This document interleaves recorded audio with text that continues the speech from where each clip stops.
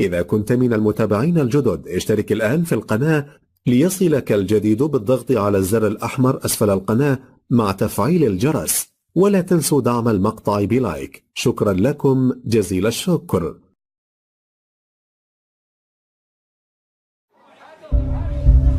We cannot allow atrocities like that. And we'll be making some major decisions over the next 24 to 48 hours. Donald Trump is promising a tough response to the suspected chemical attack in Syria. Nothing's off the table. Nothing's off the table. There are a handful of options, but each has its drawbacks. As President Trump clearly stated, there will be a price to pay. One, the diplomatic route. We must not overlook Russia and Iran's roles in enabling the Assad regime's murderous destruction. Trump could explore sanctions on not only Syria, but also on its allies, Russia and Iran.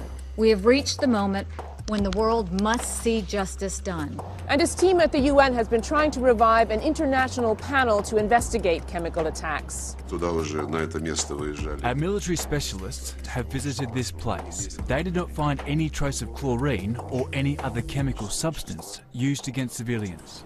But Russia is blocking that move with a counter-proposal. It doesn't want the panel to be able to assign blame. He may. And if he does, it's going to be very tough, very tough. And even when investigators concluded that the Syrian regime had conducted previous chemical attacks, the Security Council was too divided to do anything about it. Option 2, a limited strike. We are studying that situation extremely closely. We are meeting with our military and everybody else. Almost exactly a year ago, the U.S. fired cruise missiles at the Shayrat air base, from which it said Syrian warplanes had launched a chemical weapons attack. It was a show of force designed to send a message. Cut it out, or we'll come back with something bigger. But 12 months later, that message doesn't seem to have been received. So why would it work now?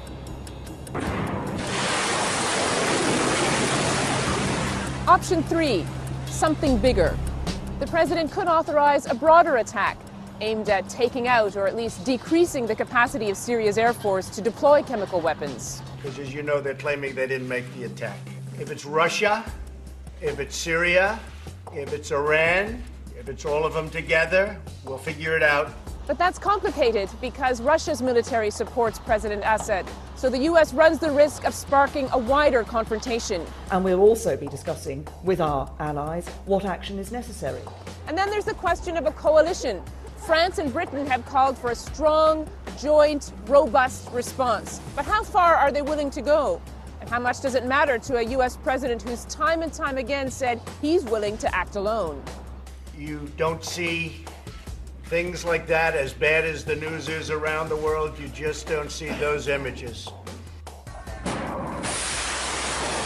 But here's the bigger picture. A strike is not a strategy, and the U.S. really has to sort out its long-term policy in Syria. Just days ago, the president called for a quick exit, now that the Islamic State group has nearly been defeated there. We'll be coming out of Syria like very soon. Let the other people take care of it now. So the question now is, how will Trump balance his desire to pull out of Syria when his options could draw the U.S. further in?